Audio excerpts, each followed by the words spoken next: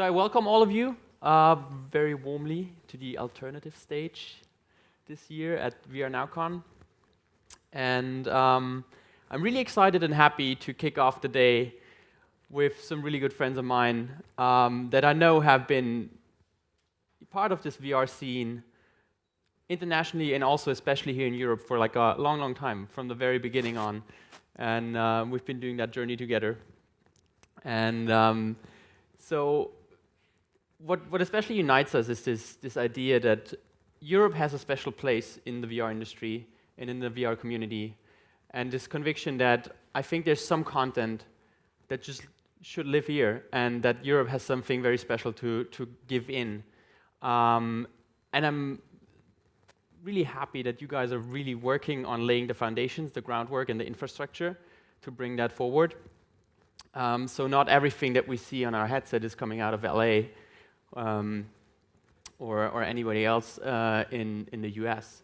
So I'm really, really happy to announce the two co-founders, Daan and Sara, of the VRBase, and the special guest that they brought along, Ruud, the head of Unity development. They're going to give us a little bit of insight what's happening at the VRBases, the physical hubs that they created in Europe, in Amsterdam and Berlin. They're going to talk about some of the projects that they're working on. And at the end, Daan is going to give us an insight about the fund that they just announced, the first Europe-specific XR fund, and what the idea and story behind that is. So give it up for the VRBase team.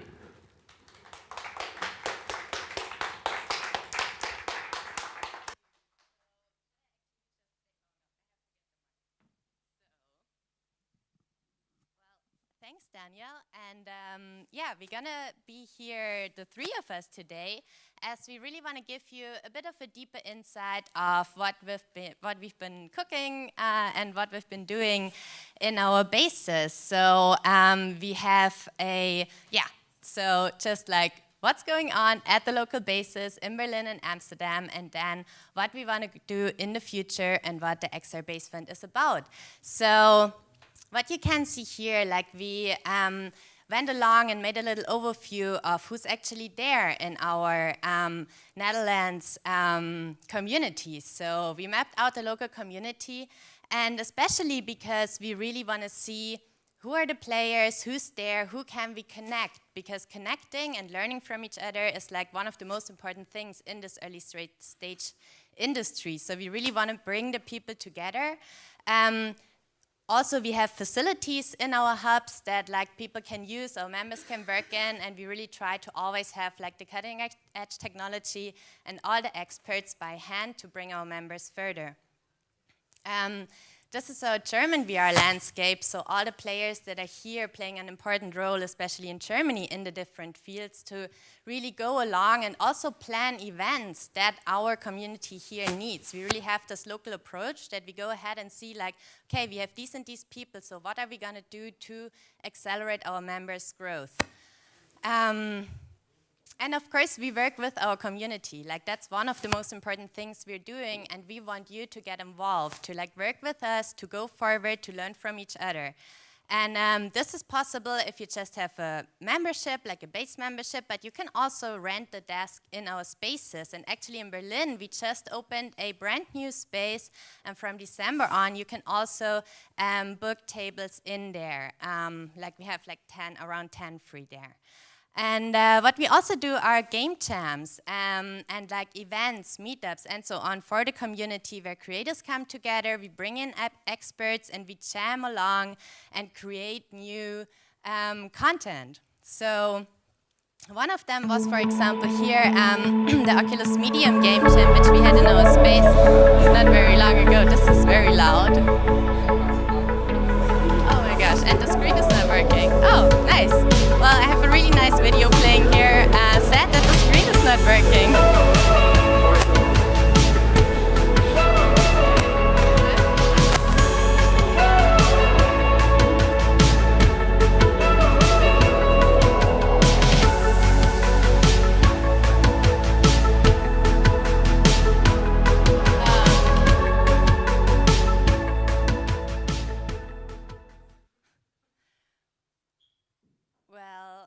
think we're having some technical problems here. That's actually something, yeah, we encounter a lot in the VR scene. I think we're pretty good with that. Yeah, bug fixing and so on. I think we're pretty used to this stuff. Anyways, what I also want to talk with you about, that's also why Ruud is here. Ruud is our head of Unity development and also workshop lead. He's based in the base in Amsterdam. And I want to tell you a little bit more about a project, about our recent project we did, which will premiere tomorrow evening, the 16th, in the Zoopalast in Berlin.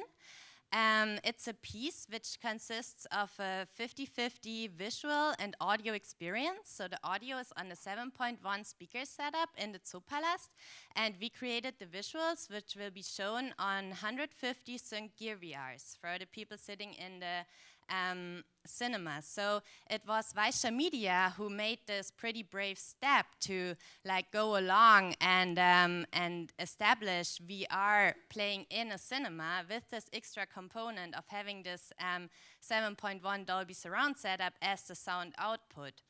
And this will also play for 3 more months. What is also kind of special is that we created all of the art for the experience in VR. So everything that was created was done in VR in Tiltbrush. VR Human, one of our members at the base, he was the artist on that piece. So, is this working now? No? Yeah? No. Okay, sorry. There we go. Let's see if this video is playing. So yeah, this is the event space where we are having hackathons and meetups and so on. This was an amazing thing as the Medium team from San Francisco came over to our space and helped the developers at hand to really bring this content to life as fast as possible in this short time frame of 48 hours. It's always this 48 hours, 24/7 access, and you're just gonna jam the shit out of it, as game jams are. Yeah, also Realities are sitting in that office, so it's a good place. You can come by if you want to. Yeah, and then I would also just with that show you a little trailer of the production I was just talking about, and then hand over the word to Ruud, who was working on that. Essentially.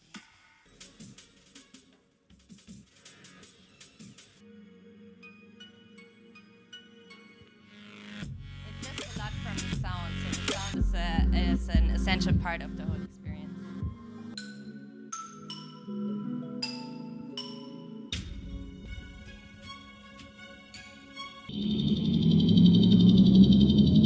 That was just a sneak peek, but also, as I said, it's gonna be shown in the Zoopalast for a while longer. Thank you.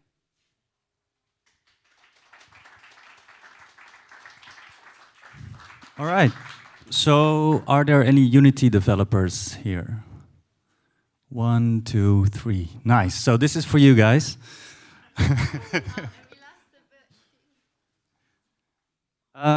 So I was the developer on this project, and like Sara said, this was all made in Tiltbrush and in Google Blocks, and I made this in Unity.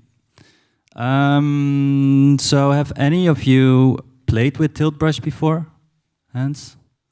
Have you played with the audio reactive part of it as well? Turn on the sound and everything is just like a huge carnival?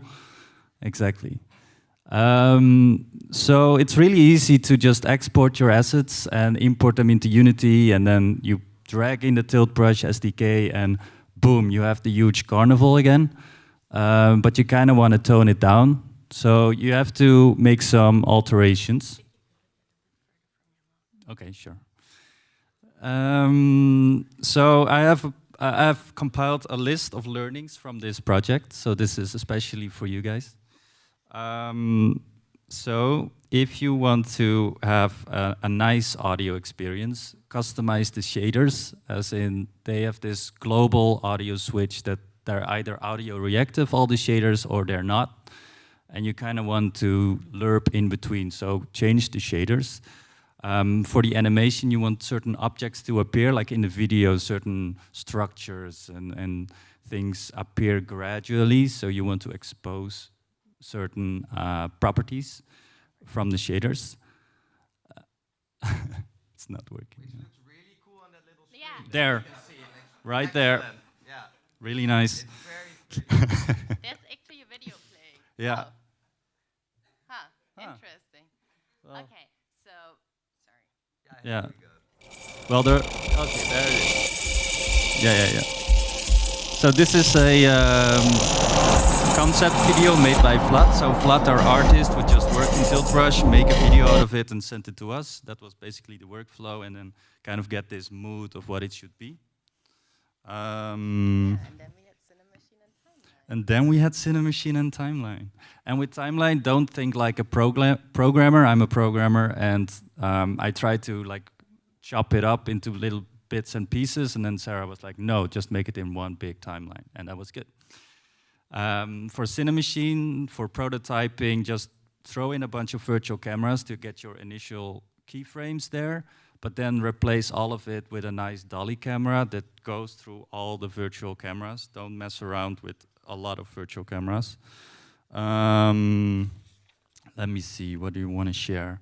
Also, for audio reactive animation in general, assign audio reactive behavior to your post effects. So to your bloom and your chromatic aberration, for instance, it's really, really pretty. Use the reaction framework by Kajiro Takahashi. I guess most of you Unity programmers know him. Also use his Clock Creative Coding repository, and especially use his Brownian motion script because it will make everything natural and wobbly, and you want that. Also, as a programmer, what? Entropy, exactly. And know your noise functions as a programmer, like Perlin noise, simplex noise. They'll definitely help you out, make things more pretty. Then a bit about rendering. Then about rendering a 360 audio reactive animation. I didn't make my video batchable, and it takes about 15 minutes to 15 hours to render. And I have to start from the start with something goes wrong because I added random elements. Don't add random elements. Don't be like me.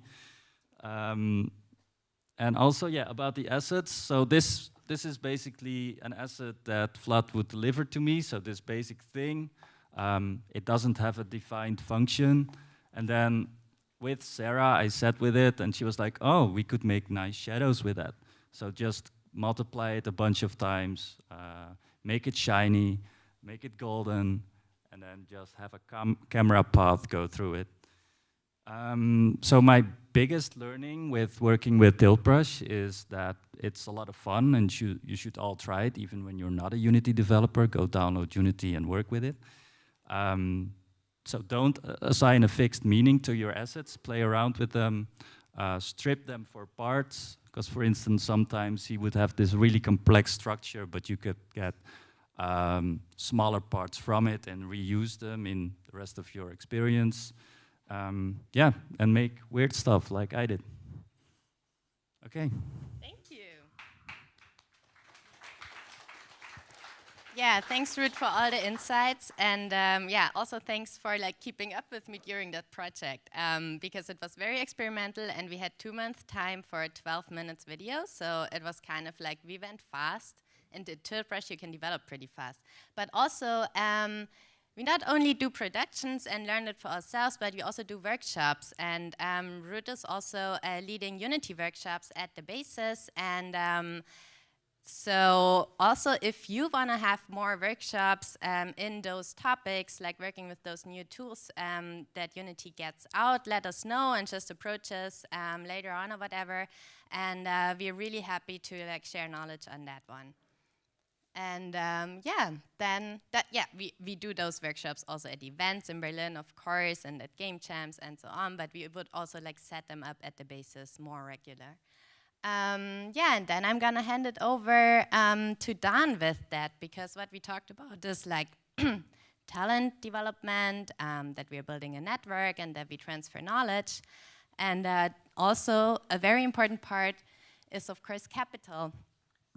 guys Yes. all gotta Thanks, eat Sarah. something. And I'm going to stand up again because what you saw so far, we've been at it for about a year and a couple months so far with the Base network. And like you said, the Base network is giving access to those last three things, those words there, stimulating talent, like doing the training, the workshops that Sarah showed, building the content productions. We've been all at that for a little more over a year. And that's very needed in this early stage industry, super needed. You know, we're trying to provide as much help as we can, but the main thing that people in this industry also still need is money. Either if you're doing a content production in whatever European country, or you're trying to raise money for your startup or your game company or your B2B venture, you need venture capital to be able to grow your company. And that's something that is missing in Europe, because if you have a startup and you're looking for $500,000, where do you go, right? I mean, you can go to a traditional VC here in Europe, but they lack a lot of knowledge about VR and AR and MR. And quite a lot of you actually try to raise capital here. I see familiar faces. And if you go to a European VC, the first thing that they say is, okay, give me your 5-year forecast and business model and what's your revenue streams. And they don't really understand this market very well yet. So what we did is actually raise our own venture capital fund. It's called XR Basefund. And we couldn't do that alone because venture capital is a very traditional industry. It's an old world. And we are the new kids on the block. You know, not only with a new tech, but also new in venture capital. So we had to get some really high-end partners on board. And that's those two partners that you see right there. The first main partner is Ariadne Capital.